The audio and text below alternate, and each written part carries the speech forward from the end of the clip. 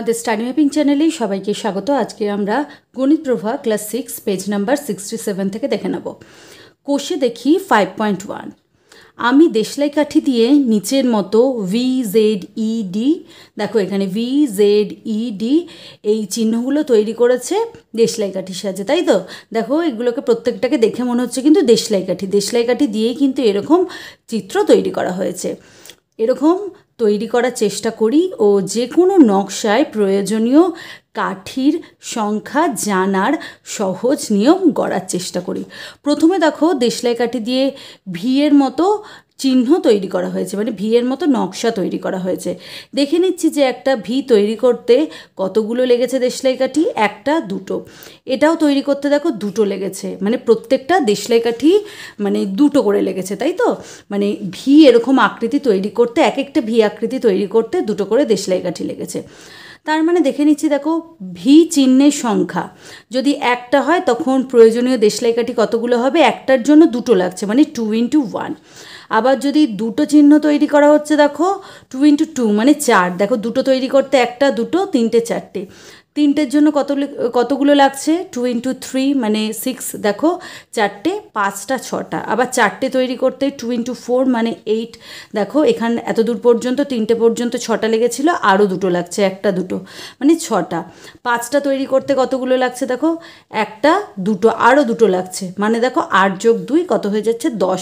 দেখো কি করে বার করতে পারি, 2x5 ছটা তৈরি করতে লাগবে 2x6 মানে 12, সাতটা যদি তৈরি করি লাগবে 2x7 মানে 14। এইভাবে দেখো যতগুলো ভি চিহ্ন আমরা তৈরি করব প্রত্যেকের জন্য মানে প্রত্যেকটার জন্য দুটো করে লাগবে, ঠিক আছে? যেমন 6টা তৈরি করলে 6কে 2 দিয়ে গুণ করছি, 5টা তৈরি করলে 5কে 2 দিয়ে গুণ করছি। এভাবে ধরো আমরা যদি ধরে নিই যে n সংখ্যক ভি চিহ্ন আমরা তৈরি করব, জানি না n মানে কত জানি না, কিন্তু n সংখ্যক তৈরি করব, তাহলে একটা ফর্মুলা, সহজ ফর্মুলায় আমরা আনতে পারবো যে 2x n, ঠিক আছে? যেখানে n হচ্ছে ভি চিহ্নের সংখ্যা। আশা করছি তোমাদের বোঝাতে পারলাম। আবার দেখো জেড চিহ্ন তৈরি করতে কতগুলো লাগছে, একটা দুটো তিনটে। প্রত্যেকটা জেড চিহ্ন তৈরি করতে দেখো একটা দুটো তিনটে তিনটে করে লাগছে, ঠিক আছে? এখানে দেখে নিচ্ছি দেখো জেড চিহ্নের সংখ্যা উপরে লিখছি 1 2 3 4 5 6 ডট ডট ডট ডট। প্রয়োজনীয় দেশলাই কাঠির সংখ্যা কী হবে, দেখো একটা তৈরি করতে তিনটে লাগছে, তার মানে দেখো একটা তৈরির জন্য 3 গণিত হচ্ছে 1, এখানে একটা হচ্ছে জেড চিহ্নের সংখ্যা, একটার জন্য লাগছে তিনটে, দুটোর জন্য লাগছে দেখো 2 হচ্ছে জেড চিহ্নের সংখ্যা, দুটোর জন্য লাগছে 3 গণিত 2 = 6টি, তিনটের জন্য লাগছে 3 গণিত 3, এখানে তিনটা হচ্ছে একটা তৈরি করতে কতগুলো লাগছে, আর এই তিনটা হচ্ছে কতগুলো তৈরি করা হচ্ছে, মানে জেড চিহ্ন কতগুলো তৈরি করা হচ্ছে, তিনটে তৈরি করা হচ্ছে। চারটে তৈরি করতে কতগুলো লাগছে, 3 গণিত 4 = 12, 5টা তৈরি করতে লাগছে 3 গণিত 5 = হচ্ছে 15, 6টা তৈরি করতে 3 গণিত 6 = হচ্ছে 18। তার মানে এই দিকের 3গুলো হচ্ছে একটা চিহ্ন তৈরি করতে কতগুলো নকশা মানে দেশলাই কাঠি লাগে, মানে প্রত্যেকটা নকশায় দেখো 3টে করে দেশলাই কাঠি লাগছে। আর এখানে 1 2 3 এই সংখ্যাগুলো হচ্ছে জেড চিহ্নের সংখ্যা, কতগুলো জেড চিহ্ন হবে সেটার ওপর কিন্তু মানে মোট দেশলাই কাঠি লাগছে, ঠিক আছে? দেখো এখান থেকে আমরা কিন্তু একটা সহজ ফর্মুলায় নিয়ে আসতে পারি। এই ঠিক করে নেবে যে n সংখ্যক ভি চিহ্নের জন্য প্রয়োজনীয় দেশলাই কাঠির সংখ্যা, ঠিক আছে? এখানে দেখো এটা ঠিক করে নেবে যে x সংখ্যক জেড চিহ্নের জন্য প্রয়োজনীয় দেশলাই কাঠির সংখ্যা সমান সমান দেখো x সংখ্যক জেড চিহ্ন, ঠিক আছে? x সংখ্যক তার জন্য কতগুলো দেশলাই কাঠি লাগবে, 3 × x, ঠিক আছে? মানে 3 হচ্ছে একটার জন্য কতগুলো, আর যদি x সংখ্যক যদি জেড চিহ্ন তৈরি করতে হয় তার জন্য প্রয়োজনীয় দেশলাই কাঠি হচ্ছে 3 × x, যেখানে x হচ্ছে জেড চিহ্নের সংখ্যা। আবার দেখো ই তৈরি করা হচ্ছে, এরকম ই চিহ্নের জন্য কতগুলো লাগছে, একটা দুটো তিনটে, আবার দেখো আরও একটা মানে 4টে। তার মানে ই চিহ্নের সংখ্যা 1 2 3 4 5 6। আর দেখো প্রয়োজনীয় দেশলাই কাঠির সংখ্যা, একটা যদি ই চিহ্ন তৈরি করতে হয় মানে ই এর মতো নকশা তৈরি করতে হয়, দেশলাই কাঠি লাগছে 4 × 1। দেখো একটার জন্য লাগছে 4টে, তার মানে দুটো যদি তৈরি করা হয় কতগুলো লাগবে, 4 × 2। 8টা, 3টে যদি তৈরি করা হয় 4 × 3 মানে 12টা, 4টে যদি তৈরি করা হয় দেখো 1 2 3 4 5 6 7 8 9 10 11 12 13 14 15 16, 4 4 16 হচ্ছে। দেখো আমরা গুনে গুনে করতে কিন্তু আমাদের সময় লাগবে, আরও যদি অনেক নকশা দেওয়া থাকে তখন আরও সময় লাগবে, তাই আমাদের একটা সহজ ফর্মুলায় নিয়ে আসতে হবে। 5টা তৈরি করতে লাগবে 20টা, 16টার জন্য লাগছে 24টা। তার মানে n সংখ্যক ই চিহ্নের জন্য প্রয়োজনীয় দেশলাই কাঠি সংখ্যা। ঠিক আছে, এটা লিখে দেবে, দেশলাই কাঠির সংখ্যা। ঠিক আছে, m সংখ্যক ই চিহ্নের জন্য প্রয়োজনীয় দেশলাই কাঠির সংখ্যা। আর যেখানে এটা হচ্ছে 4 × m, যেহেতু একটা তৈরি করতে 4টে লাগছে, তাই দেখো 4টা এখানে ধ্রুবক, আর m কিন্তু চলরাশি, কারণ 4টা সবসময় 4 থাকবে, কারণ এক একটা নকশা তৈরি করতে 4 লাগছে। আর mটা যেহেতু মানে চলরাশি, m এর মান যে কোনো একটা হতে পারে। একটা হলে যদি ই চিহ্ন হয় তার জন্য টোটাল দেশলাই কাঠি একরকম লাগবে, যদি দুটো ই চিহ্ন হয় তার জন্য একরকম লাগবে, মানে চেঞ্জ হচ্ছে। যেখানে m হচ্ছে ই চিহ্নের সংখ্যা। ঠিক আছে, দেখো এখানেও দেখো 3টা হচ্ছে ধ্রুবক আর এক্সটা হচ্ছে চলরাশি, আর এখানেও 2টা হচ্ছে ধ্রুবক আর nটা হচ্ছে চলরাশি। এর পরের পেজে চলে আসি, দেখো এরকম বক্স চিহ্ন আছে। ঠিক আছে, এরকম বক্স টাইপের নকশা করতে কতগুলো দেশলাই কাঠি লাগছে দেখো বই থেকে দেখে নিচ্ছি, 1টা 2টো 3টে 4টে। তার মানে দেখো এইরকম চিহ্নের সংখ্যা 1 2 3 4 5 6 7 8 যতগুলো হচ্ছে। এবার তার জন্য দেশলাই কাঠি কতগুলো লাগছে, একটার জন্য দেখো 4টে লাগছে, তাই তো 4 × 1 = 4। দুটোর জন্য কতগুলো লাগবে, 4 × 2 মানে 8। তিনটের জন্য কতগুলো লাগবে, 4 × 3 = 12। এভাবে দেখো আমরা মানে যত ইচ্ছে আমরা বার করতে পারবো। এখানে চৌকো বক্সের সংখ্যা যত ইচ্ছে আমরা বাড়াবো, আর প্রত্যেকটার জন্য দেখো 4টে করে লাগছে, সেই অনুযায়ী কিন্তু আমরা ক্যালকুলেট করতে পারবো। দেখো খুব সহজ নিয়মে আমরা করার চেষ্টা করব, যাতে অনেক দেওয়া থাকলো, ধরো 100টা এরকম নকশা আঁকা থাকলো, যদি বলে দেওয়া হলো যে 100টি এরকম চিত্রের জন্য কতগুলি দেশলাই কাঠি লাগবে, এরকম চিত্র তৈরি করার জন্য কতগুলি দেশলাই কাঠি লাগবে। দেখো আমরা যদি 100টা যদি এরকম বক্স এঁকে ক্যালকুলেট করতে চাই অনেক সময় লাগবে, সেই জায়গায় আমরা দেখে নিলাম যে একটার জন্য লাগছে 4টি।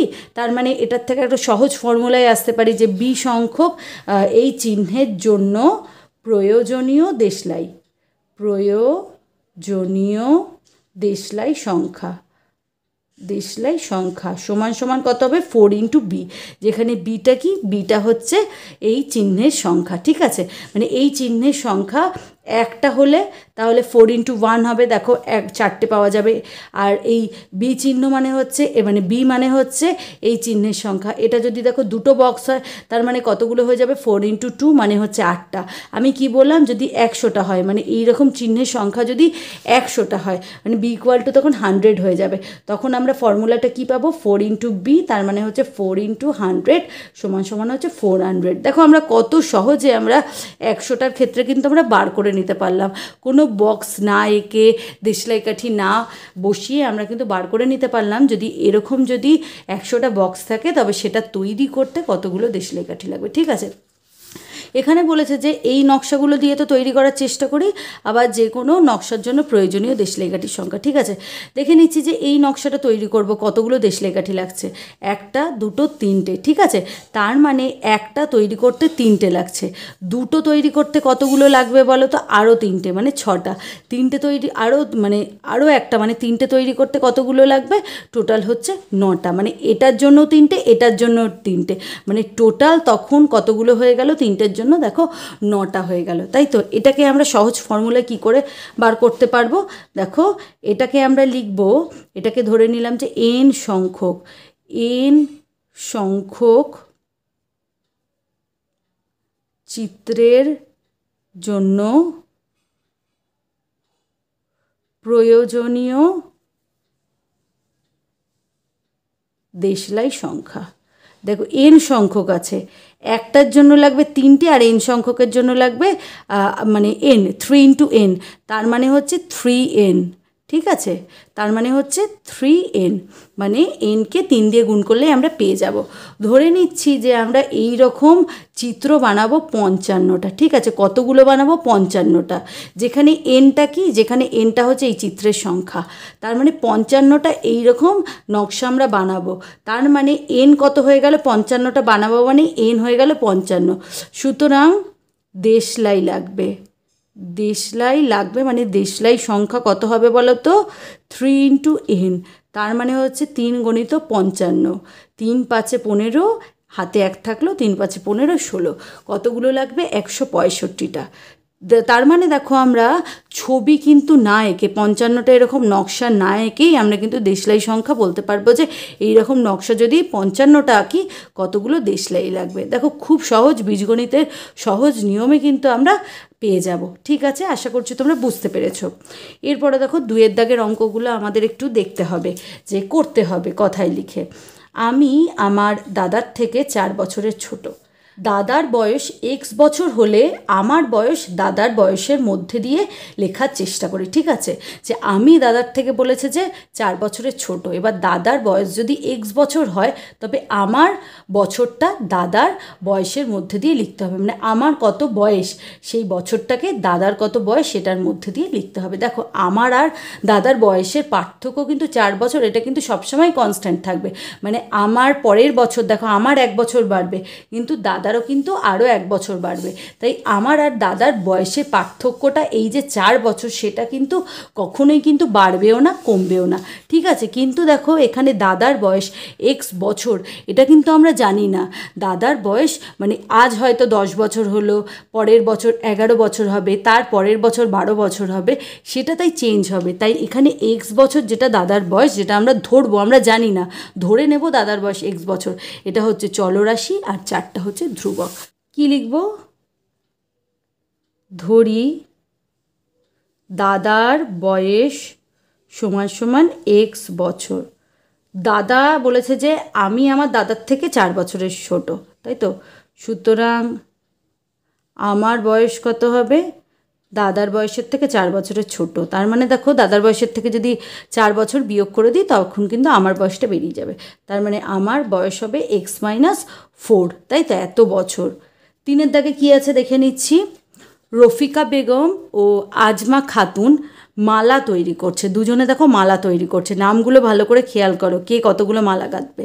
রফিকা বেগম যতগুলি মালা গাঁথলো, মানে রফিকা যতগুলো মালা গাঁথলো, আজমা খাতুন তার থেকে 6টি মালা বেশি গাঁথলো। ঠিক আছে, মানে রফিকা যতগুলোই গাঁথবে না কেন, আজমা কিন্তু তার থেকে 6টা বেশি মালা গাঁথবে, আমরা জানি না।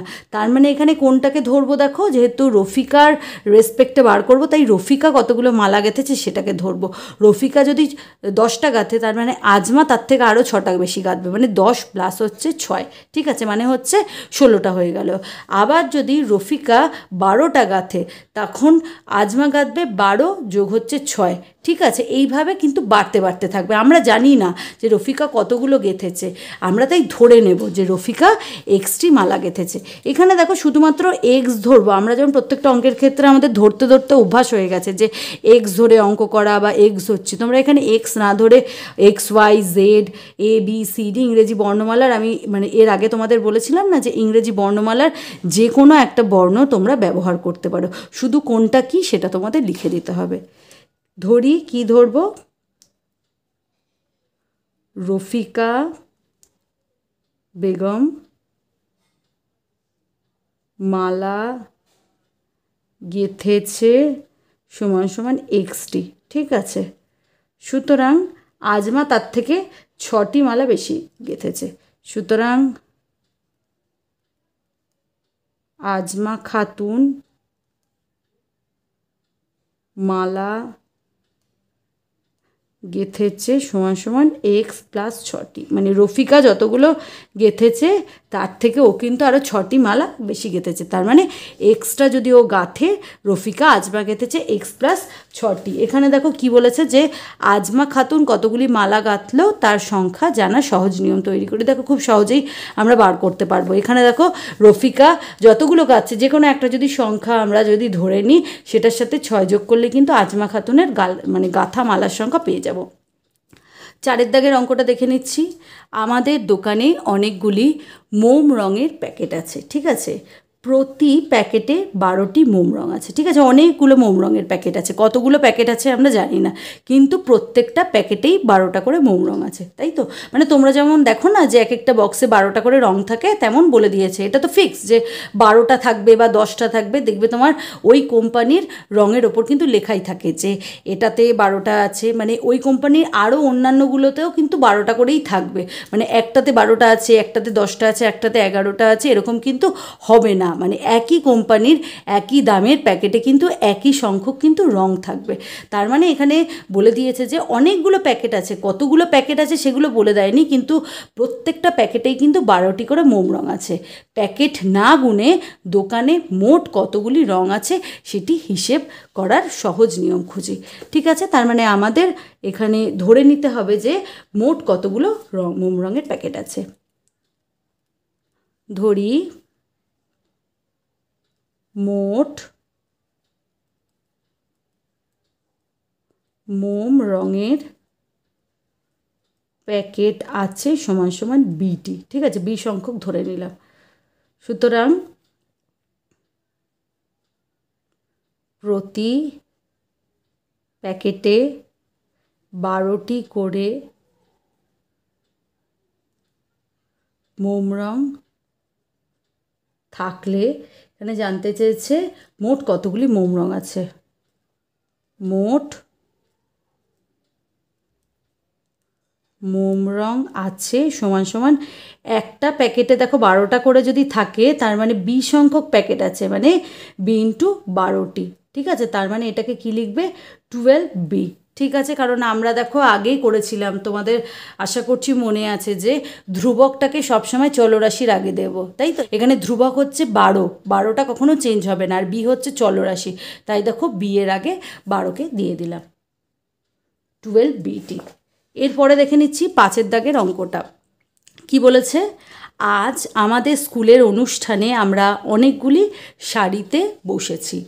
প্রতি সারিতে যদি 15 জন বসি, তবে আজ আমরা মোট কতজন স্কুলের অনুষ্ঠানে বসেছি তা হিসাব করার সহজ নিয়ম তৈরি করি। এখানে দেখো অনেকগুলি সারিতে বসেছি, এটা বলে দেওয়া নেই যে কতগুলো সারিতে বসেছে। দেখো 1টা 2টো 3টে 4টে 5টা 6টা করে অনেকগুলো সারিতে তারা বসেছে, কিন্তু টোটাল কতগুলো সারি আছে সেটা বলে দেয়নি। বলে দিয়েছে যে এক একটা সারিতে, ধরো এই সারিতে 15 জন বসেছে, তার পরের সারিতে 15 জন, তার পরের সারিতেও 15 জন, এইভাবে প্রতি সারিতে 15 জন করে বসেছে।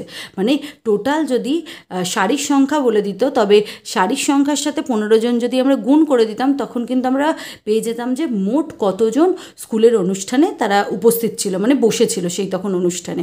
কিন্তু এখানে বলে দেওয়া নেই কতগুলো সারি, তাই আমাদের এখানে সারির সংখ্যাটাকে ধরে নিতে হবে।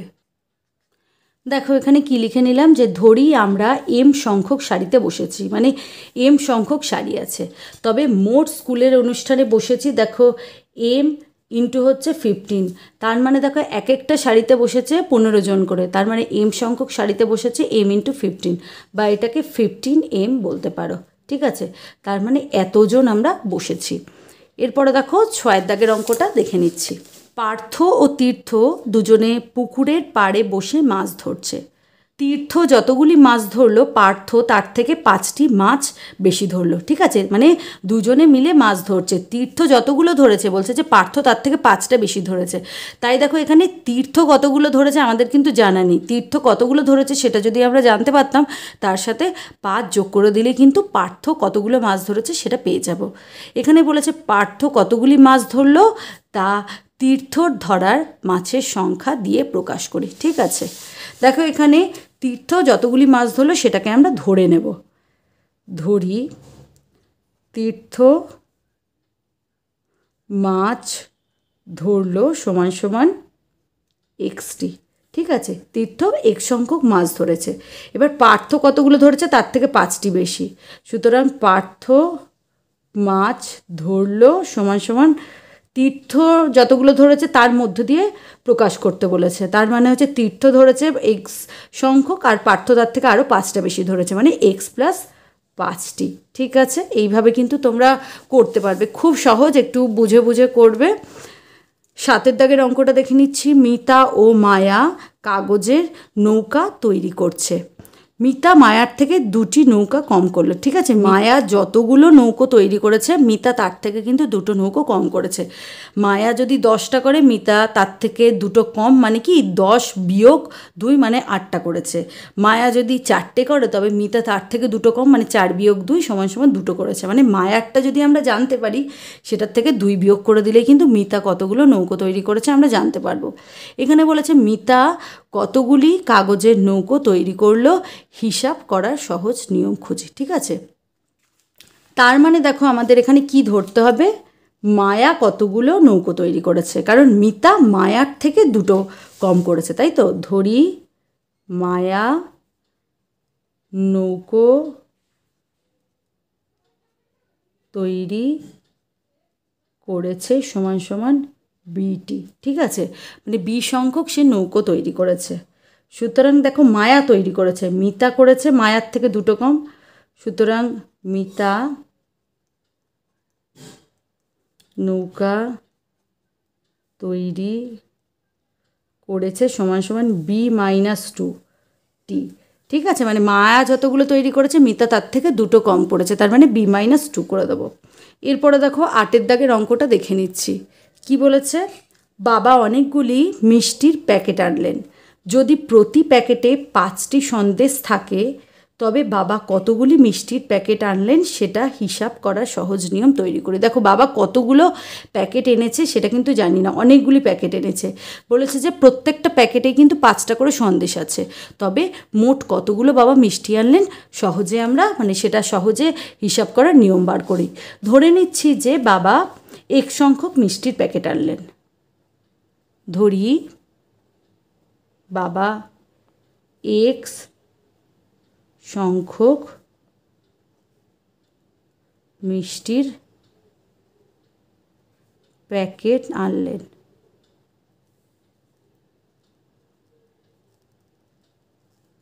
প্রতি প্যাকেটে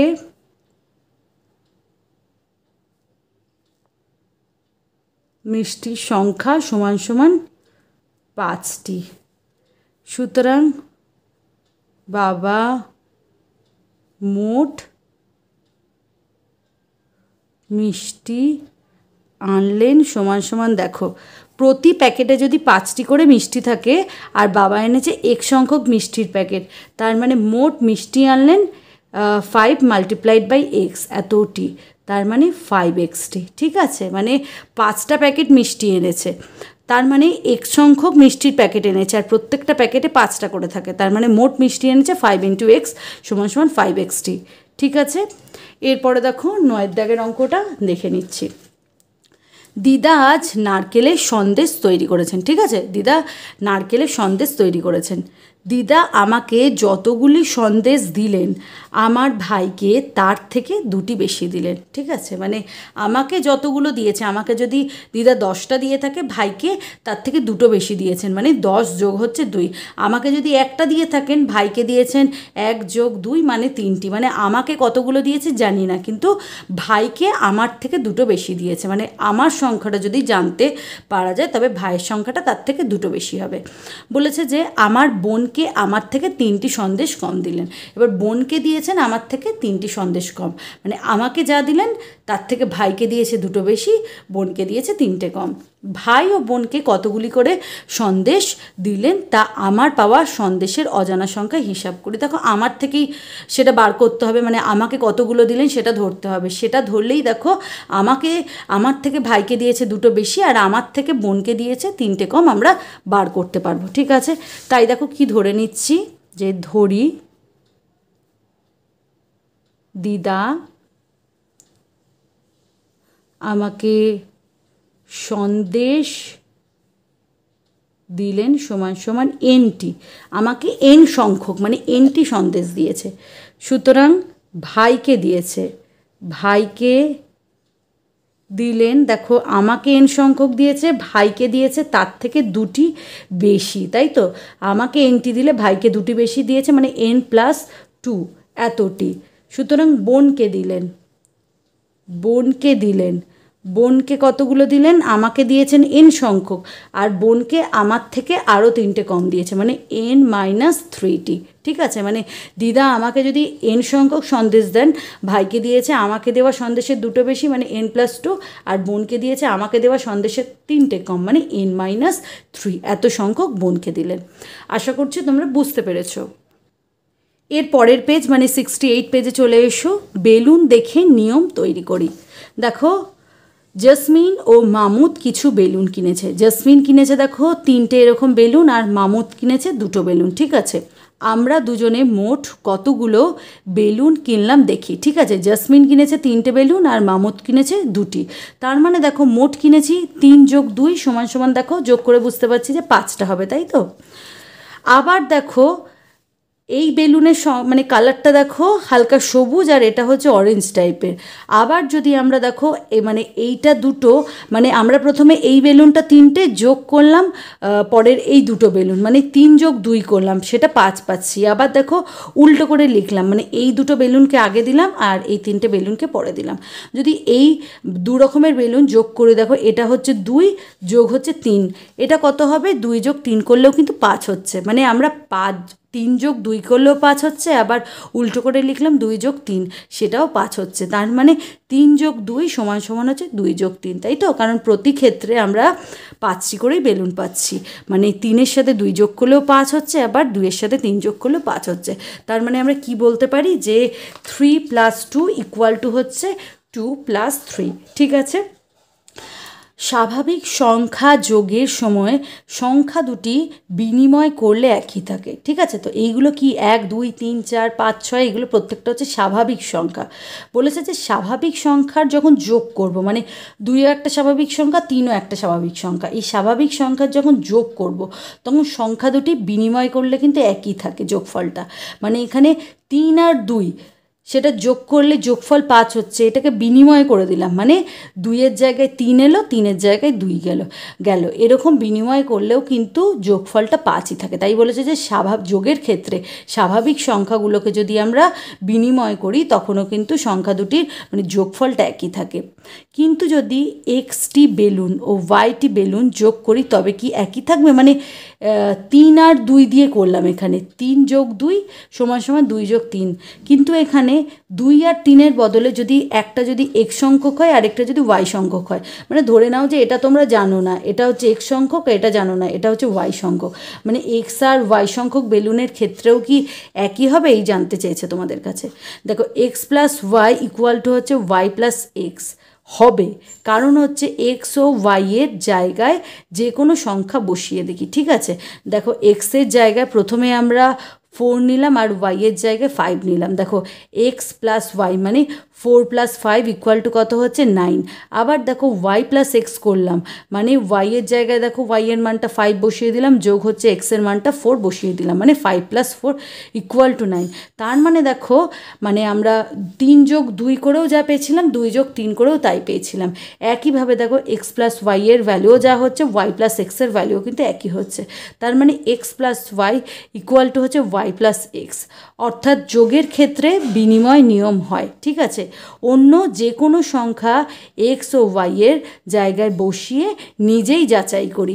যেমন ধরো আরেকটা আমি বলে দিচ্ছি, ধরে নাও যে x ধরলে 2 আর y ধরলে 5। ঠিক আছে, x + y করলে দেখো 2 + 5 = 7 হয়ে যাচ্ছে।